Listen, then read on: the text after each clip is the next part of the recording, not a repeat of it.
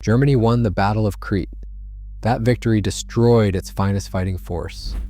In May 1941, 22,000 elite Fallschirmjäger dropped onto one island. They took it. They also lost 6,000 men, over 100 transport aircraft, and convinced Hitler that large-scale airborne assault could never work again. How a triumph permanently crippled the Wehrmacht's most formidable formation starts with the men who were never supposed to fail. The Fallschirmjäger entered Crete with a reputation built on precision, speed, and shock. General Kurt Student's doctrine, formalized in the 1939 Leitfaden für Luftlande Operationen, demanded not just physical endurance but a psychological edge. Men were selected for their willingness to operate in isolation, strike fast, and hold under pressure. Training at Jüterbog combined live-fire marksmanship, night maneuvers, and repeated jumps from Ju-52s and glider insertions. The unit's record justified the confidence of the German High Command. In May 1940, 88 Fallschirmjäger landed by glider atop the Belgian fortress of Eben-Emael. Within 90 minutes, they neutralized nearly all artillery positions, opening the Albert Canal for the advancing Wehrmacht. Casualties were minimal, 3 dead and 7 wounded, while the defenders suffered over 100 losses. Days later, the same corps seized Dutch bridges at Moerdijk and Breda. Glider and parachute teams, numbering fewer than 300, captured 4 critical crossings in under half an hour, sustaining a combined loss of less than 10%. These operations were briefed directly to Hitler, who saw in Student's force the proof that airborne shock could unhinge entire fronts. When planning began for Operation Mercury, the German command authorized the deployment of over 22,000 Fallschirmjäger, more than all previous airborne operations combined. The scale reflected not caution, but a belief in the invincibility of the airborne doctrine, a belief shaped by the near-perfect record of these troops in 1940. Crete would test that doctrine on a scale never attempted before.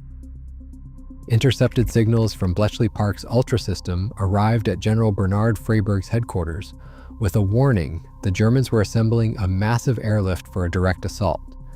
The decrypted Enigma traffic identified Malum, Heraklion, and Kania as primary drop zones and delivered a 48-hour window for the attack. Yet the information came with strict limitations. Freyberg received only a distilled briefing, no raw decrypts, no precise numbers, and only the broadest outline of German intentions. The security doctrine behind Ultra demanded secrecy above tactical advantage. British policy restricted Ultra's distribution to a handful of senior commanders, with every detail filtered to prevent any hint that Enigma had been compromised. Freyberg's staff circulated the warning but could not fully redeploy their thinly stretched forces without risking the exposure of their intelligence source. Anti-aircraft guns were repositioned and night fighter patrols increased, but the main defensive lines remained largely unchanged. The majority of frontline units received no direct warning. The result was a paradox. The defenders knew an airborne assault was imminent, yet on the ground, surprise was only partially blunted.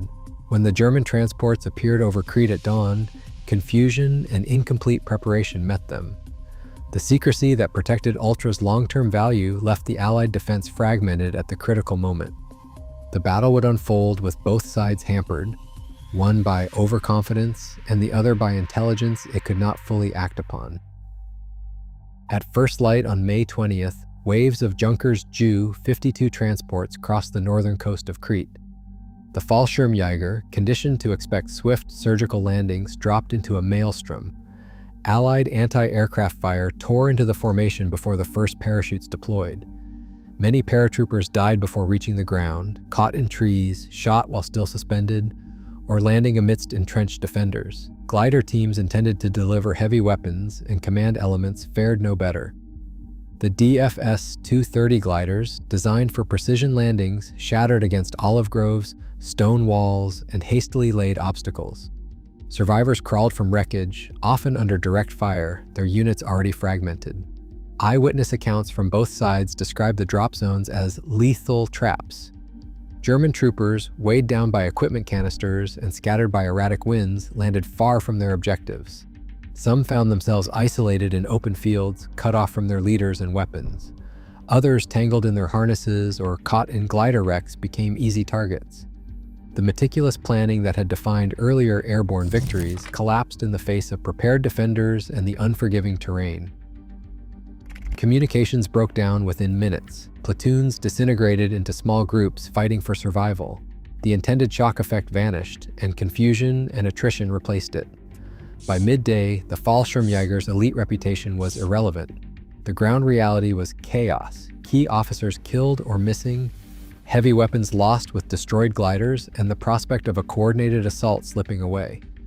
The first wave had not seized its objectives. Instead, it faced annihilation unless ground action could restore momentum. The German command, expecting a repeat of Eben-Emael, now confronted a crisis that threatened the operation before it had truly begun.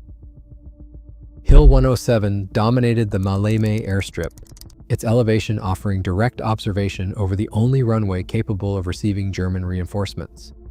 Lieutenant Colonel Leslie Andrew, commanding the 22nd New Zealand Battalion, faced a deteriorating situation on the night of May 20th. Communications were sporadic. Reports of German infiltration and the threat of encirclement flowed in, but the true strength of the enemy remained unclear. At approximately 2:15 in the morning, Andrew received a withdrawal order from brigade headquarters.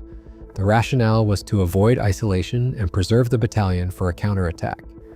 Andrew executed the order, pulling his companies off the ridge in stages. By 3:10 in the morning, only a small rear guard remained, soon overrun by German paratroopers who had filtered through gaps in the line. The immediate effect was mathematical.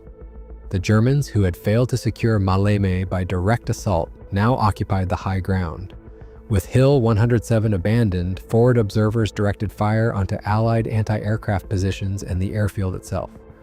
The runway, previously covered by New Zealand machine guns and artillery, became exposed. By dawn, the Luftwaffe began landing Ju-52 transports directly onto Moerdijk's battered surface. The first wave delivered elements of the 1st Fallschirmjäger Regiment's 2nd Battalion and supporting mountain troops.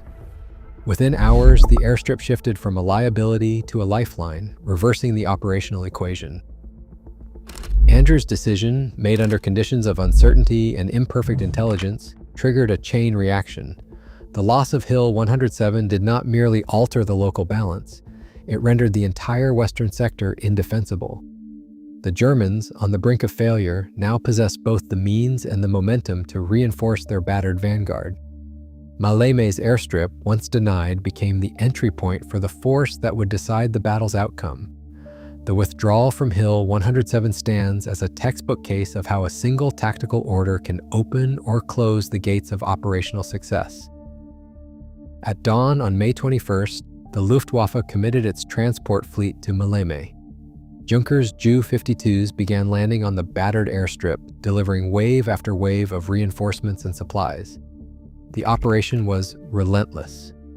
In the first 48 hours, 121 Ju-52 transports and 71 DFS-230 gliders were destroyed or rendered unusable, nearly 10% of the entire German transport pool.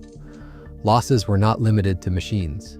Fallschirmjäger casualty reports for the Crete campaign reach approximately 6,000 killed, wounded, or missing, erasing the core of Germany's airborne elite in a single operation.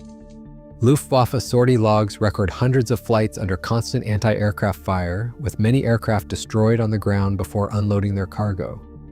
The Royal Navy, attempting to evacuate Allied forces, lost several ships to air attack, but the cost to the German side was irreplaceable. Each successful landing at Moerdijk delivered fresh troops, but at the price of experienced air crews and the destruction of the very fleet that made the operation possible. The arithmetic of victory on Crete, territory gained and enemy evacuated, came at a loss rate that no further airborne assault could sustain. Hitler's reaction to the Crete operation was immediate and absolute. On June 20th, 1941, he issued Order 4741. No further division-sized airborne assaults would be authorized. The Fallschirmjäger, once the spearhead of German operational shock, were reassigned as ground infantry. Their specialized training and airborne doctrine, developed over years and proven in Belgium and the Netherlands, were set aside. The core of the force that had captured Crete was now gone, killed, wounded, or reassigned. For the Wehrmacht, the lesson was clear. The cost of surprise had become unsustainable, and the element of unpredictability could not be counted on in future campaigns. The Allies, studying the same battle, reached the opposite conclusion. British and American planners accelerated the creation of their own airborne divisions, seeing in Crete not a warning but a blueprint. Within 2 years, Allied paratroopers would drop over Sicily, Normandy, and the Netherlands. Each operation was larger than the last. The paradox was sealed. Germany's victory at Crete destroyed its own airborne arm, while handing its enemies the doctrine and the opportunity to master airborne warfare at scale.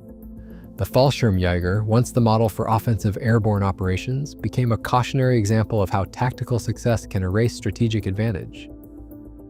On Crete, German victory delivered only irreversible loss. Enigma fueled Allied defense. The chaos at Malem and 6,000 elite casualties forced Berlin to abandon airborne offensives. Hitler doubted surprise, and the Allies doubled down. Germany's finest force was spent in days, their advantage squandered, while their enemies learned and adapted. History rarely forgives that trade.